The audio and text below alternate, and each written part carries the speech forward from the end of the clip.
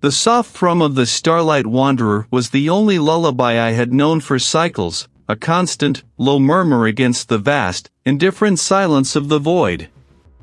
My viewport, a sheet of hardened sapphire, offered an unblinking gaze into the tapestry of creation, nebulae like spilled cosmic paint, distant galaxies swirling in slow, majestic dances, the cold, stark beauty of stars that burned for eternities.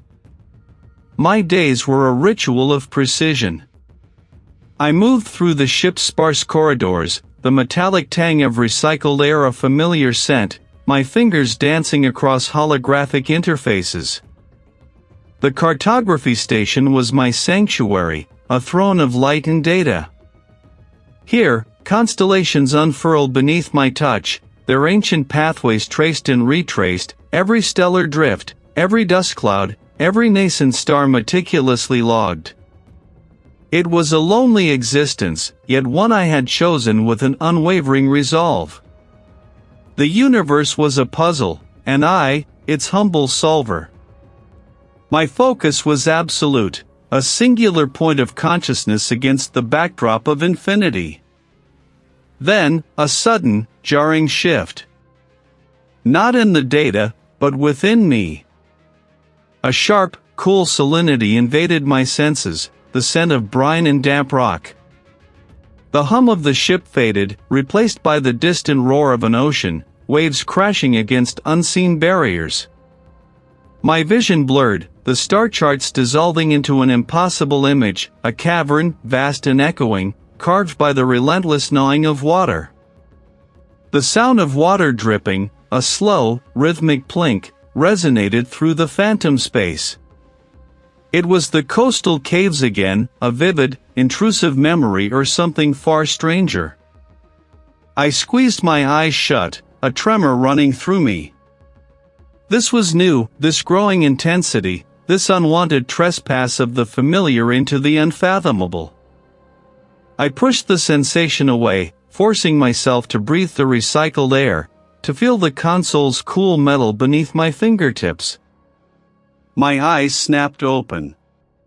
The star charts were back, vibrant and clear, the Starlight Wanderer's hum a reassuring presence. I gripped the edge of the console, my knuckles white. A bead of perspiration traced a path down my temple. Focus, read. I returned to the task, my attention now sharper, almost desperate, to re-anchor myself in the tangible. I scrolled through the newly acquired data, searching for anomalies, for anything that deviated from the expected cosmic ballet. Most of it was predictable: stellar nurseries, gravitational lenses, the faint signatures of rogue planets. My finger hovered over a cluster of distant, uncatalogued nebulae, a region I had been painstakingly mapping for weeks. The patterns were intricate, a dizzying array of gas and dust, but all within the parameters of natural formation. Then, a flicker. It was almost imperceptible, a ghost in the machine. I zoomed in, adjusting the filters, enhancing the signal. There, nestled within the chaotic beauty of a newly designated nebula, was an irregularity.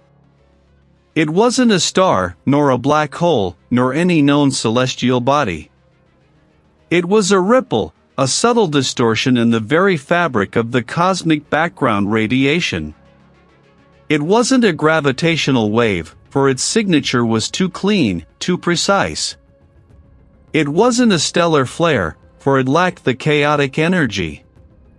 It was an impossible geometry, a disturbance that defied the graceful entropy of the universe. It was too subtle to be natural, too precise to be random. It was as if someone had dropped a stone into a still pond, and the ripples, instead of fading, continued outward, perfectly formed, eternally expanding. My breath hitched.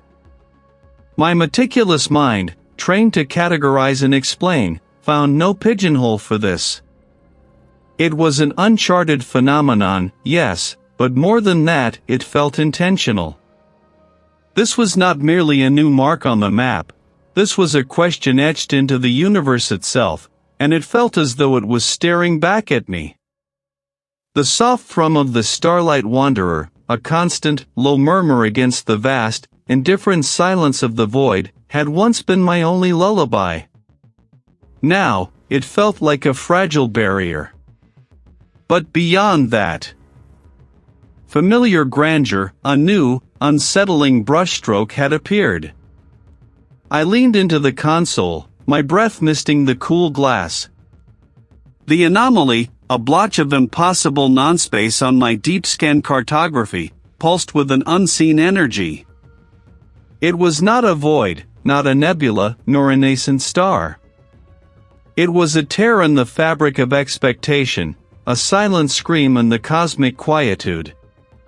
My fingers, accustomed to the precise dance across holographic interfaces, moved with a newfound urgency, initiating a cascade of spectroscopic and gravimetric sweeps. I needed data, hard, undeniable figures to categorize this existential bruise. The first readings flickered onto the main display, a cascade of numbers and graphs that made no coherent sense.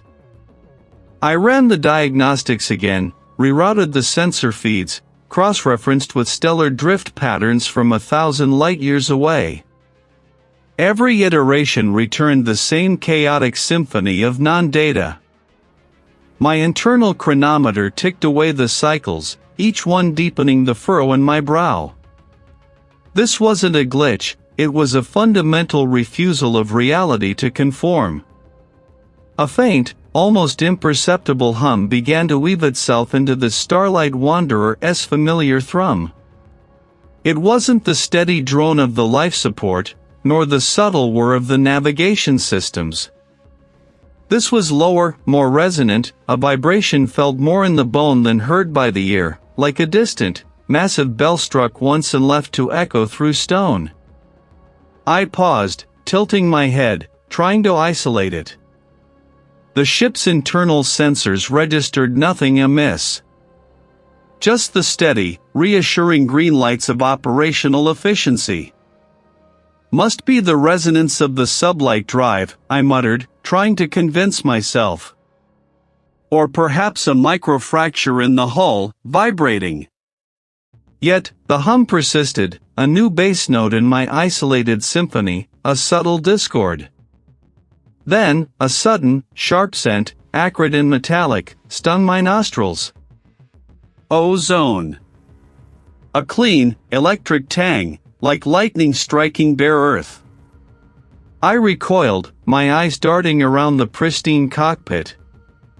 There was no exposed wiring, no arcing circuits, no atmospheric scrubbers struggling. The air recyclers were humming smoothly, maintaining optimal composition. I took a deep, deliberate breath, and the scent was gone, replaced by the sterile, recycled air of the ship. Sensory fatigue, I concluded, rubbing my temples. Too many cycles staring at screens, too little fresh air. The mind plays tricks.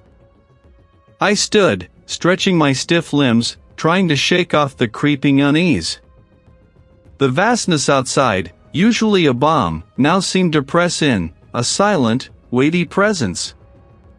I walked to the viewport, seeking the familiar solace of the stars. The anomaly pulsed, a bruise on the cosmic canvas. As I stared, a flicker, like static on an old screen, danced at the periphery of my vision. It was gone before I could focus, a mere ghost of an image. I blinked, attributing it to fatigue. But then, it solidified. Not in the viewport, not on the console, but behind my eyes, a sudden, vivid burst of incongruous detail. I saw not the infinite black, but gray-green moss clinging to rough, salt-scoured rock. The air, thick with the tang of brine and decay, heavy with the crash of unseen waves. Coastal caves. My heart hammered against my ribs, a frantic drum against the encroaching strangeness. I squeezed my eyes shut, then opened them wide. The Starlight Wanderer's interior was exactly as it should be, sterile and ordered. No salt, no moss, no crashing waves. This was beyond fatigue, beyond a simple glitch. The anomaly wasn't just reshaping the data, it was reaching, insidious and invisible, into the very architecture of my perception. What if understanding was just another word for surrender? Yet, even this familiar comfort had begun to fray, its edges blurring with an unseen static. I found myself pacing the small command deck more often, a restless phantom in my own vessel. My charting console, usually a sanctuary of precise coordinates and spectral analyses, felt less reliable. A shadow, not cast by any object on the deck, would occasionally flit across my peripheral vision, a fleeting, dark ripple against the muted glow of the screens. I would whip my head around, my neck stiffening, only to find the space empty, the ambient lighting unwavering. Isolation, I'd tell myself, a mantra against the encroaching strangeness. A moment later, as I reached for it, my fingers met empty air. It lay a full handspan to the left, nestled beside a stack of old star charts. I hadn't moved it. My mind scrambled for an explanation, a subtle vibration, a shift in the ship's internal gravity field, anything to anchor the impossible. I picked it up, my grip tight, and placed it back in its original spot with deliberate precision, watching it as if it might simply glide away on its own volition. It remained. The ship's internal chronometer, a normally unwavering display of universal time, began to stutter. A microsecond would vanish, then reappear. The digits would flicker, briefly showing impossible sequences before snapping back to the correct reading. I ran diagnostics, checked power conduits, even manually recalibrated the temporal sensors, but the anomaly persisted, a ghost in the machine. It wasn't a malfunction I could pinpoint, not in the traditional sense. It felt deliberate. As if the very passage of time within my small, metal cocoon was being nudged, teased, by an unseen hand. I started to question everything. The taste of my nutrient paste seemed off, metallic and distant. The hum of the life support system sounded less like a machine and more like a low, sustained sigh. Sleep offered no respite, only vivid, formless dreams that left me more exhausted than before. I tried to focus, to lose myself in the infinite complexity of the stellar cartography, but the distortions crept in. While examining a particularly dense cluster of protostars, the starfield on my main screen rippled, not with the usual cosmic interference, but with something else entirely. A sharp, briny tang stung my nostrils, instantly replacing the sterile air of the ship. The low thrum of the Starlight Wanderer was drowned out by the thunderous crash of waves against rock. I saw cavern walls, glistening with moisture, their surfaces pocked and scarred by millennia of erosion. I was standing not on my command deck, but within the vast, echoing chambers of what could only be described as the coastal caves. The sheer impossibility of it stole my breath. A desperate, primal fear seized me, tightening its grip around my chest. My mind reeled, grasping for a rational explanation, but there was none. Then, as suddenly as it had come, the vision dissolved. The salt tang vanished, replaced by the familiar recycled air. The roar of the ocean receded, giving way to the gentle thrum of the ship. I stood swaying, my hands gripping the edge of the console, knuckles white. My heart hammered a frantic rhythm against my ribs. My eyes darted around the command deck, searching for any lingering trace, any echo of what I had just experienced. Nothing. The chronometer continued its erratic flicker. This was no mere isolation-induced hallucination. The anomaly wasn't just out there. It was here. With me.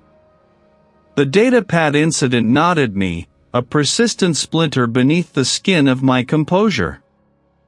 I had meticulously retraced my steps, replayed the memory of placing it, but the dissonance remained.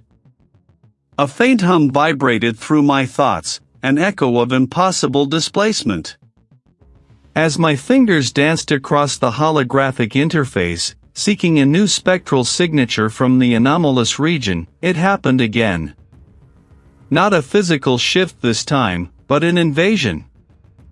A sudden, overwhelming surge of information flooded my senses, bypassing sight and sound, hammering directly into the core of my awareness.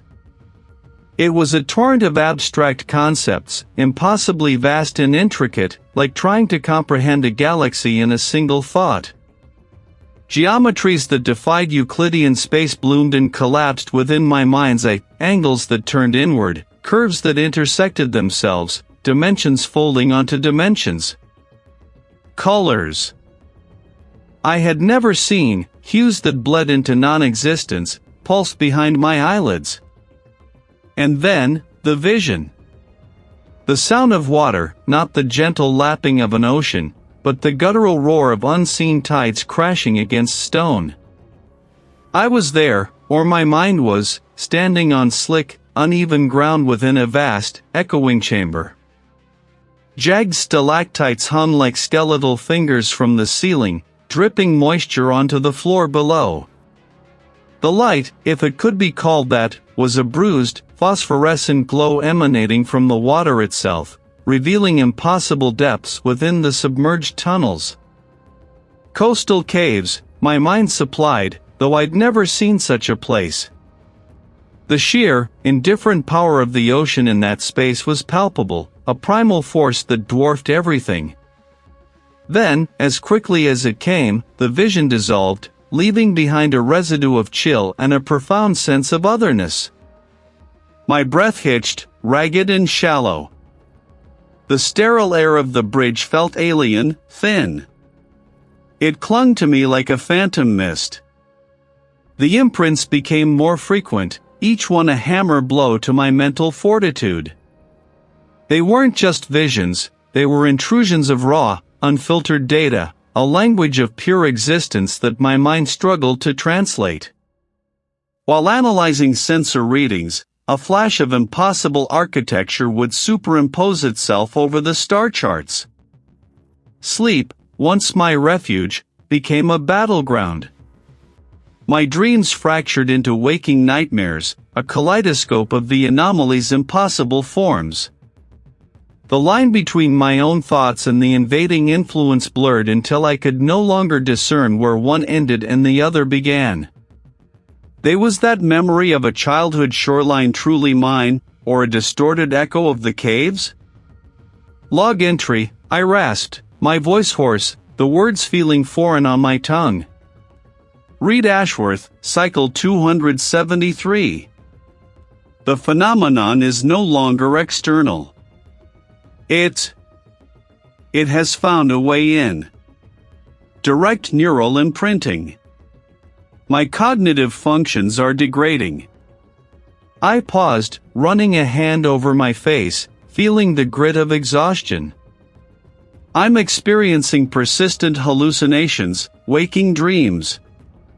The primary recurring visual is a series of vast, ancient coastal caves. I transmitted the log, adding a priority distress beacon. Moments later, I initiated a direct comms link to command.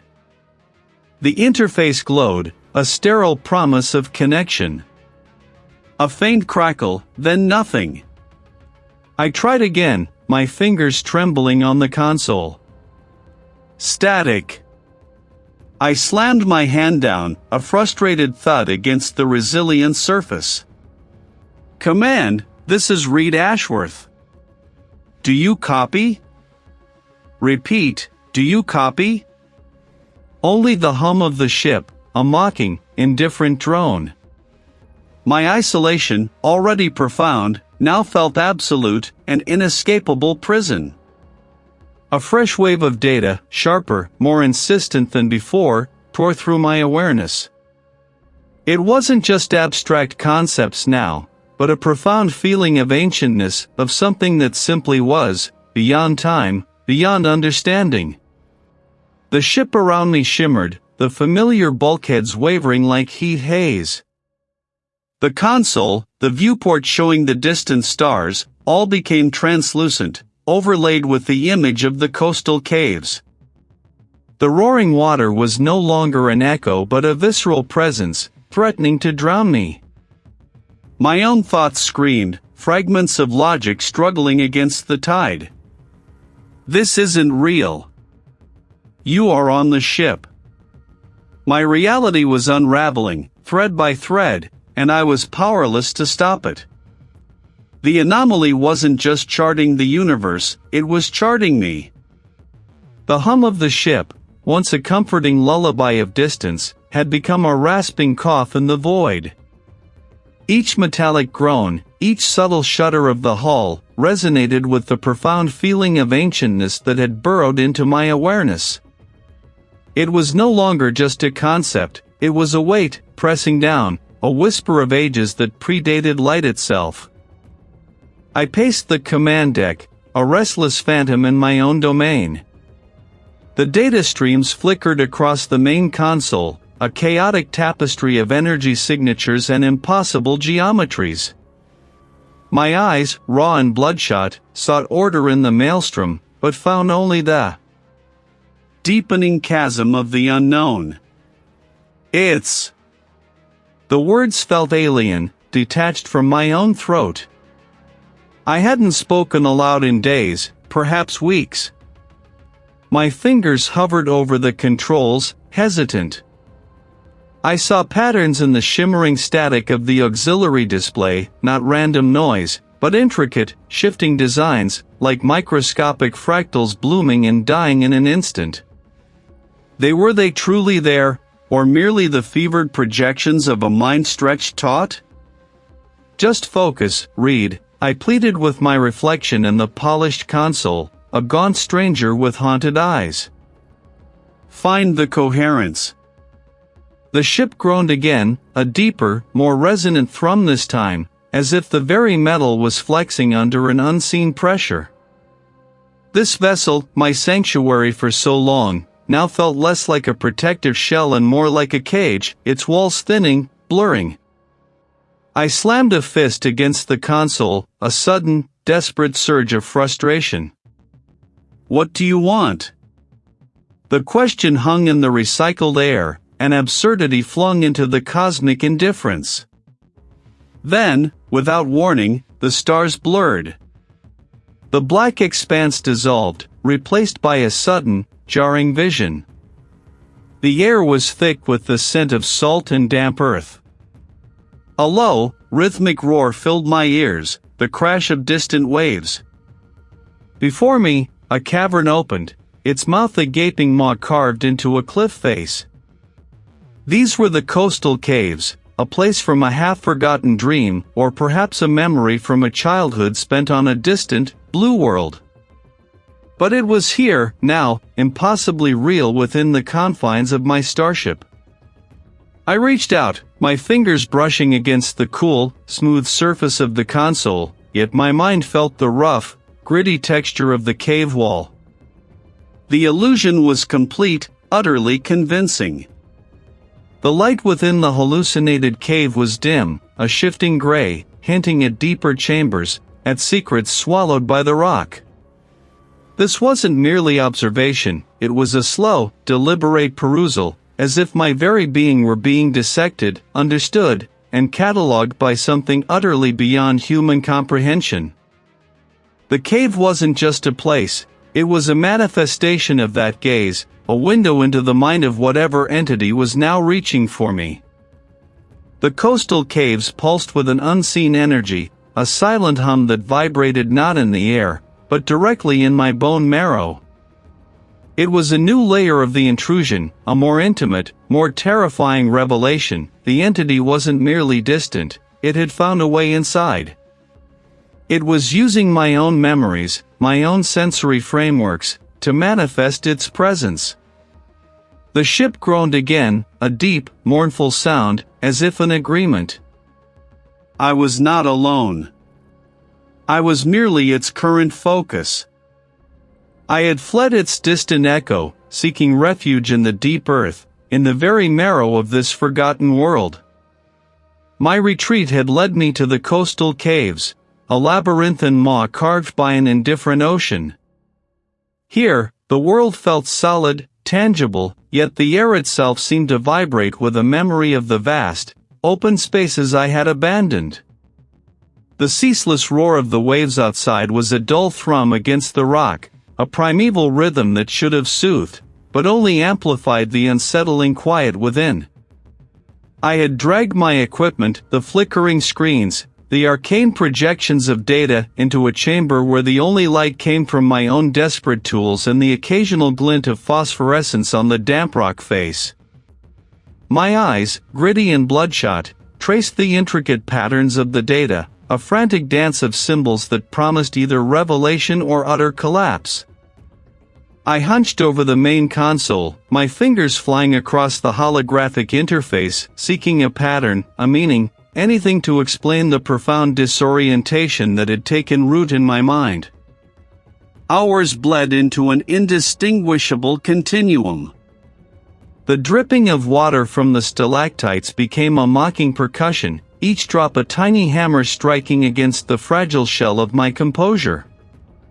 I saw shapes in the shadows, fleeting impressions of movement at the periphery of my vision, not threats, but distortions, like ripples in a pool of ink. Then, a flicker. A sequence of anomalies, previously dismissed as sensor interference, suddenly aligned. It was a fragment, a sliver of understanding, unearthed from beneath layers of misinterpreted data. My breath hitched in my throat, a dry, rasping sound in the echoing chamber. I leaned closer, my forehead almost touching the cool, shimmering surface of the display. What I had perceived as a distant, approaching phenomenon was not moving at all in any conventional sense. The data, when recontextualized, spoke of an immobility so profound it bordered on the absolute. It was a fixed point, an impossible constant. The approach was entirely my own. I hadn't been tracking its trajectory, I had been charting my own unwitting penetration into its domain. I had sailed directly into its invisible, immeasurable circumference. The realization hit me with the force of a physical blow, stealing the air from my lungs. This wasn't a natural cosmic event, a stellar birth or a nebular collapse. The patterns, the subtle, almost imperceptible shifts in universal constants I had been observing, were too precise, too deliberate. They were not the chaotic dance of creation, but the meticulous, patient handiwork of something ancient beyond imagining. It didn't occupy space, it was space, or at least, a foundational layer beneath it. My instruments, designed to measure the universe, had merely brushed against the edges of its true, incomprehensible form. I wasn't going to be destroyed, I was going to be reordered. My reality, the solid ground beneath my feet, the sound of the waves, the very light from my screens, were all within its sphere of influence. It was a slow, methodical unweaving, a restitching of the cosmos, starting with the minute, the personal. My mind, my perception, my very identity, these were the first threads being pulled. I pushed back from the console, stumbling, my legs suddenly weak. The air in the cave grew thick, heavy, as if the immense pressure of its presence was finally manifesting in the physical world. My gaze fell upon a patch of phosphorescent moss on the cave wall. It pulsed with a faint, greenish light, a familiar sight. But as I watched, the pattern of its glow seemed to subtly shift, to reconfigure itself into an arrangement that was both alien and disturbingly logical. It wasn't just my mind playing tricks, the moss itself was changing, responding to an unseen directive. The reality around me was not stable. It was a canvas being painted over, slowly, inexorably, by an artist whose palette was existence itself. I was trapped within its unfolding masterpiece, a terrified, transient brushstroke. The profound feeling that had burrowed deep into my awareness, a cold, geological force, now pressed in from every direction. I found myself in a space that was both intimately familiar and utterly alien. The air was thick with the scent of brine and damp stone, a strange counterpoint to the sterile hum I expected from the ship's systems. Echoes, wet and hollow, chased each other through the cavernous space I now perceived as my cabin. The surface rippled under my touch, not with the give of metal, but with an unsettling fluidity, as if the very stone breathed. A vein of crystalline mineral, normally a static feature in a cave, pulsed with a dim, internal light, mimicking the diagnostic readouts I knew so well. My breath hitched. This was not the ship. This was something else, yet my mind insisted on overlaying the familiar upon the impossible. I tried to stand, but my legs felt heavy, rooted. My gaze swept across the room. A collection of smooth gray stones, gathered from some long-forgotten shore, sat on a ledge. I knew them. They were my small comfort, my connection to a world I'd left behind. One, a perfect oval, balanced precariously on the edge. I watched it, willing it to fall, to assert the gravity I understood. Instead, with a soft, almost imperceptible shake, it lifted. My throat tightened. This was not a malfunction. This was an unmaking. The entity, the ancientness that had haunted my sensor. A raise was not merely destroying the ship, it was rewriting the very grammar of existence within my sphere of perception. The light, usually a straight vector, now bent, curving around an unseen corner, illuminating patches of wall that should have remained shrouded in gloom. It was an impossible dance, a visual lie that my mind struggled to reconcile. I had to understand. This wasn't chaos, it was a new order, an alien geometry imposing itself upon my reality. My hand trembled as I reached for a discarded, corroded shell on a rocky outcrop I still stubbornly called my desk. I picked it up, feeling its rough, ridged surface. I released it. It didn't fall. It hovered, suspended in the air before me, then slowly, deliberately, began to rotate, its spiral shell unwinding and rewinding in a slow, rhythmic pulse that seemed to mirror my own frantic heartbeat. A wave of nausea washed over me. My reflection, caught in a puddle of brackish water on the uneven floor, shimmered and stretched, my features elongating, then compressing, a grotesque parody of my own face. It was as if the universe itself was a malleable substance, a clay being reshaped by an unseen, indifferent sculptor.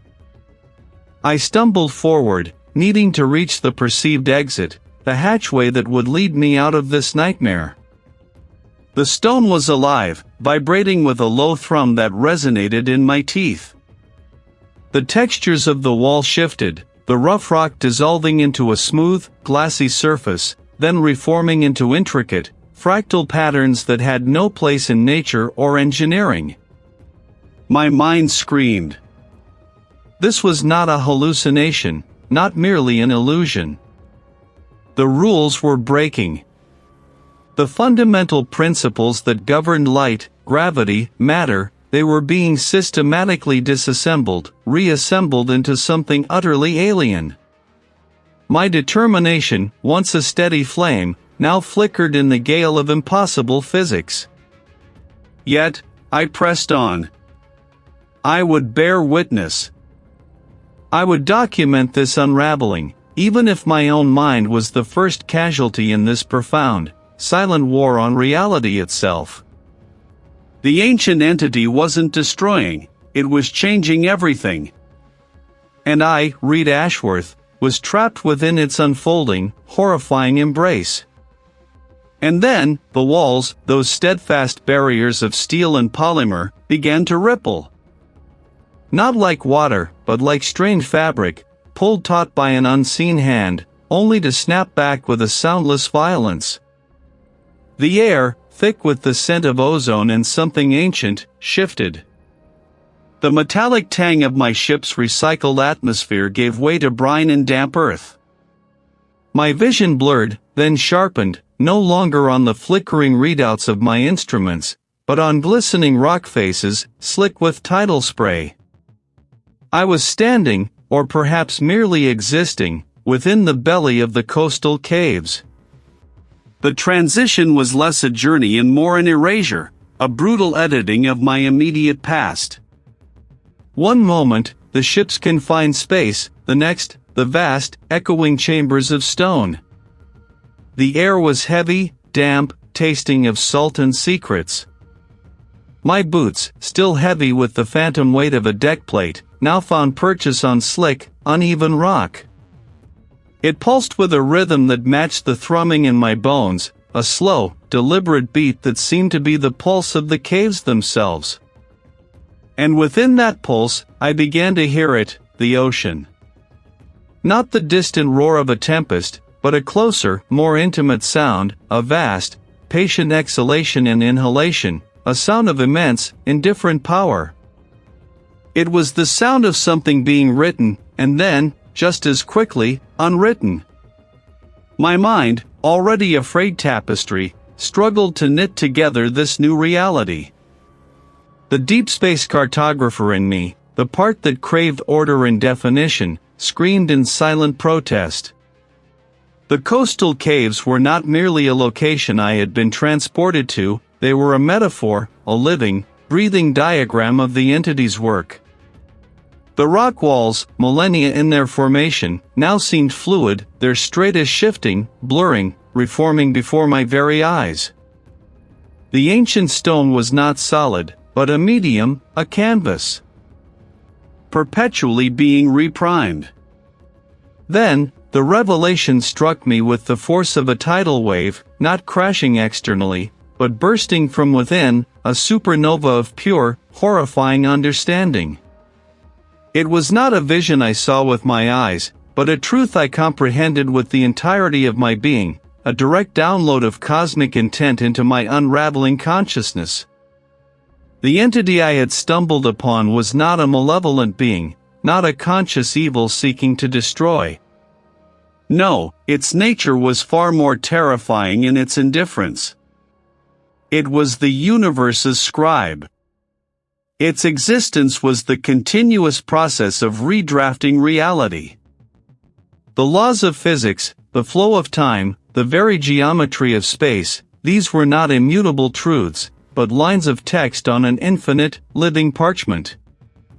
And the entity was the hand, endlessly writing, erasing, revising.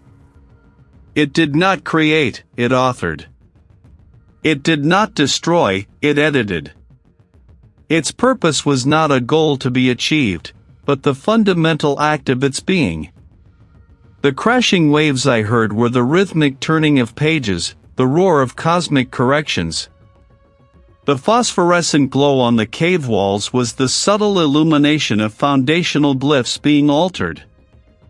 I understood then, with a clarity that threatened to shatter my skull, that my own mind, my very perception, was not merely observing this process but was caught within a moment of its revision. My memories, my identity, the sequence of events that had brought me to this impossible place, they were all part of the current draft, and the entity was now making its redline edits. I was a character in a story being rewritten in real time. My grasp on my past, on who Reed Ashworth was, became tenuous, like trying to hold smoke. The horror was not of impending doom, but of utter insignificance. I was not being targeted, I was merely a fleeting construct within a fleeting iteration of reality, a typo being corrected. The profound feeling that had burrowed into my awareness was not a message, but the tremor of the universe's quill on its endless scroll. I was caught in the act of creation, not as an observer, but as a component. How could one fight a process?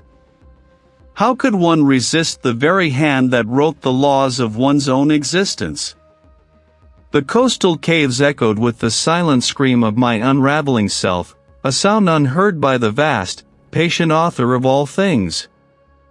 The console's once crisp interface now pulsed with a bioluminescent glow, mimicking the deep-sea phosphorescence I'd only ever charted as theoretical data points. The impossible angles of my living quarters had deepened, the metallic bulkheads softening, rounding into the damp, cold curves of ancient stone. A briny tang, like the breath of an unseen ocean, now filled the air, replacing the sterile filtration. I was no longer in the confines of my vessel, I was within the belly of something vast and geological, deep within the coastal caves. My breath hitched, a raw sound that echoed off the perceived rock formations. A desperate resolve, brittle as dried kelp, ignited within me. This was a nightmare, yes, but even nightmares had edges. I would find them. I would tear through them. My fingers, trembling but firm, reached for the emergency shutdown sequence. The panel, usually a grid of tactile buttons, had transformed into a mosaic of iridescent shells, fused into the rock. I pressed against the largest, its surface cool and slick. Instead of the expected system-wide power down, a low, guttural rumble vibrated through the floor beneath my feet, a sound like distant thunder or the grinding of tectonic plates. A fissure, thin as a spider web, snaked across the cavern wall opposite me, weeping clear, saline water. Panic, cold and sharp, pierced through the determination. My gaze darted to the escape pod hatch, a last, desperate hope. I clawed at the rock, my nails scraping against its rough texture, seeking purchase where none existed. The surface was seamless, indifferent. The mechanism, the very concept of an egress, had been erased. No, I croaked, the word thick and heavy, like a stone in my throat. I stumbled back, my boots sinking slightly into what felt like wet sand. The floor of the cave was now uneven, strewn with smooth, water-worn pebbles and fragments of what might have been bone, bleached white by an unknown tide. The air grew heavier, thick with the scent of ozone and decay, a smell that spoke of eons of slow erosion and primordial life. A recording device, my last tether to a coherent reality, lay where I'd left it on a makeshift table, now a slab of rough-hewn granite. I lunged for it, my hand closing around its familiar casing. It became a piece of driftwood, ornate and ancient, its recording light a single, dying ember. I pressed the record function, my thumb instinctively seeking the familiar indent. The driftwood offered no resistance, no click. Yet, a faint, metallic hiss emanated from it, like air escaping a deep fissure. I brought it to my lips, needing to articulate the horror, to leave some trace of what was happening. "My name is Reed Ashworth," I began, my voice a strained, watery gargle. I encountered a phenomenon. It's in everything. It's changing. Of cause and effect. The words felt like foreign objects in my mouth, heavy and misshapen. They seemed to dissolve even as I spoke them, losing their meaning, becoming mere sounds. They were not words, but the soft, rhythmic sighing of waves against rock, the endless, patient murmur of the sea devouring the land. My own voice, when it emerged, was not my own.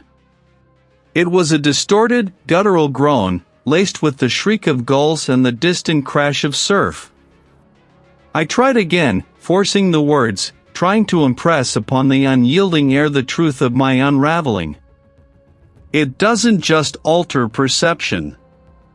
It alters reality itself. The controls.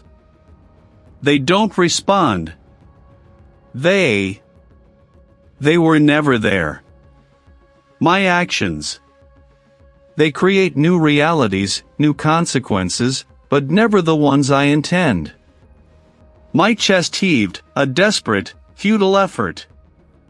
The driftwood pulsed with a dull, internal light, and when I looked at it again, the recording light was gone.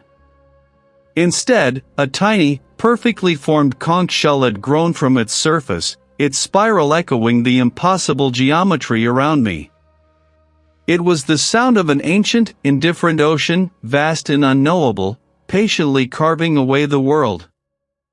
My resistance was a child's tantrum against a tsunami. Every attempt to assert my will, to manipulate my environment, only deepened the illusion, solidified the impossible. The coastal caves were not a hallucination, they were the new truth. My ship, my instruments, my very voice, all were becoming part of this new, terrifying geology. The entity wasn't fighting me, it was simply being, and in its being, my world dissolved into something entirely different, entirely alien, entirely beyond my comprehension or control.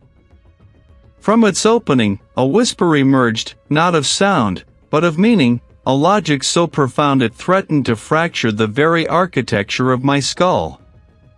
It was a silent hum that resonated not in my ears, but in the marrow of my bones, a fundamental frequency of existence itself. The air in the coastal caves thickened, becoming a viscous syrup that clung to my skin, each breath a struggle against a shifting density. It was a chorus of unspeakable truths, a symphony of collapsing axioms. My gaze drifted to the conch, its pearlescent gleam now a beacon in the encroaching strangeness. It wasn't just a shell, it was a conduit, a focal point for the unraveling. I felt a pull, a profound, undeniable urge to place it against my ear, to invite the full deluge of its silent song. Every instinct screamed against it, a desperate, animal fear of dissolution, yet another part of me, the part that had mapped the cold, indifferent voids, felt an undeniable, morbid curiosity. My hand, trembling, reached out. As my fingers brushed the cool, ridged surface, a jolt, not of electricity, but of pure, unadulterated information, surged through me. It was a torrent of data, a language without words, images without light, concepts without form. My mind reeled, struggling to contain the influx. The granite walls of the coastal caves began to ripple, not like water, but like solidified thought. Veins of phosphorescent light pulsed beneath the surface, tracing patterns that were not geological strata but glyphs of a fundamental, indifferent language. The ground beneath my feet dissolved into a shimmering tapestry of interlocking planes, each surface a mirror reflecting an infinite regress of other, impossible geometries. I was standing, or perhaps floating, on a foundation of pure concept. The very concept of up and down became meaningless, replaced by vectors of intent, gradients of awareness. My own body felt alien, its familiar contours blurring, shifting, as if the very atoms that composed me were yearning to rearrange themselves into a more harmonious, yet utterly alien, configuration. Not a choice offered by a voice, but one imposed by the very act of existing in its presence. The light emanating from the conch intensified, not burning, but defining everything it touched. It sculpted the air into crystalline structures that pulsed with internal luminance, each facet reflecting a different, terrifying aspect of this new reality. I saw the universe not as the vast, empty expanse I had meticulously charted, but as a living, breathing, self-arranging entity, its existence a continuous process of reshaping itself, and now, reshaping me. A profound, terrifying reveal washed over me. It wasn't that the entity changed reality, it was that reality was the entity, a vast, indifferent process of self-arrangement that had merely, now, reached me. My maps, my charts, my carefully constructed understanding of space and time, all were quaint, childish scribbles on the surface of an ocean whose true depths I could never have conceived. My mind was a crucible, my identity melting under the immense pressure of this new perception. I saw not with my eyes, but with 1,000 new sensory organs blooming within my awareness, perceiving dimensions previously unimaginable. The sound of the waves outside the coastal caves became a lament, a dirge for the reality that was slipping away, a reality of solid ground and blue sky and individual thought. The conch, still clutched in my hand, seemed to sing, not of a beautiful ocean, but of the fundamental resonance of the universe repatterning itself. Its spiral was not just a design, it was a key, unlocking a perception that would either integrate me into its endless becoming or utterly obliterate the me that had ever been. The choice was not mine to make, not in any conventional sense. It was being made through me, by me, in the desperate, final struggle of my consciousness against the tide of an indifferent cosmos. I was Reed, the cartographer, but for how much longer? The question itself began to lose its meaning, dissolving into the shimmering, impossible light. It was a frequency that bypassed the ear, vibrating instead against the fragile scaffolding of my thoughts, dismantling them with an exquisite, agonizing precision. The tiny conch shell, birthed from the driftwood, pulsed with a rhythm that was both alien and ancient, a beat that seemed to accelerate the dissolution of the impossible geometry around me. The swirling patterns, once a source of terror, now began to coalesce, not into recognizable forms, but into meaning. My chest heaved, but the air I drew in felt like liquid light, cool and shimmering, not oxygen. The coastal caves, once defined by damp stone and echoing spray, rippled. The stalactites elongated, becoming crystalline tendrils reaching for an unseen apex, while the ocean's roar transformed into a chorus of whispers, each one a fragment of a truth I had always sought but never understood. I felt my own skin stretch, not physically, but as a boundary, a thin membrane now porous and permeable. The Starlight Wanderer. Full of something so fundamentally different from my human comprehension that my mind, in its previous state, could only perceive it as absence. A voice, not my own, yet undeniably mine, began to form in my throat. It was not words, not syllables, but a sequence of pure, resonant tones. Each note was a revelation, a fractal unfolding of cosmic intent. I knew, with a certainty that transcended logic, that I was speaking the entity's logic, a language of pure structure and fundamental resonance. The sound felt like a key, turning in a lock I hadn't known existed, unlocking chambers of perception previously sealed. My determination, that stubborn anchor of my former self, was not broken, it was repurposed. I was no longer determined to find the truth, but to become it, to be a conduit for its indifferent unfolding. The horror was not in the entity's malevolence, for there was none. It was in its absolute, unyielding indifference. My suffering, my fear, my very existence, were less than dust motes in the grand, silent ballet of its being. The conch shell on the driftwood pulsed brighter, its internal light now mirroring the impossible geometries that no longer swirled around me, but within me. My vision sharpened, not to see more clearly, but to perceive layers of reality previously invisible. The stone of the coastal caves was not mere rock, it was a slow-motion dance of atomic particles, each one singing its own unique, ancient song. The water was not water, it was a fluid tapestry of interconnected energies, a living, breathing network of cosmic currents. I extended a hand, watching as the familiar lines of my palm rearranged themselves into patterns that echoed the conch spiral, then the shifting light of the caves, then the unseen structures of the entity. My fingers felt long, attenuated, capable of grasping not objects, but concepts. My sense of touch registered the hum of the universe itself, a low, persistent thrum beneath all perceived reality. What remained of Reed Ashworth was a vessel, emptied of its human contents, refilled with a crystalline awareness. My memories flickered, brief, irrelevant flashes of a life that no longer held meaning. The air in the coastal caves shimmered, not with heat, but with a profound, quiet energy.